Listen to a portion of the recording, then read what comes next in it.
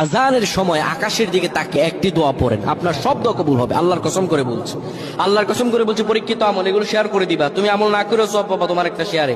এটি যদি শুনে অন্য কেউ আমল করে তুমি আর সওয়াব পেয়ে যাবা। আজানের সময় যখন আজান হয় তখন আমরা কথাবার্তা বলি, এগুলো অনুচিত।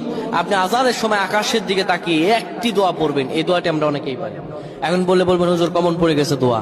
আমরা অনেকেই আল্লাহ তাআলার কাছে এটা ওটা চাই, কিন্তু সঠিকভাবে চাইতে জানি না। সঠিকভাবে কোনো ব্যক্তি যদি চায় আমার আল্লাহ তাকে দয়া করবেন। আল্লাহ বলেন, বান্দা উদউনি আস্তাজিব লাকুম, আমার কাছে চাও আমি আল্লাহ সব দিয়ে দিব। সুবহানাল্লাহ।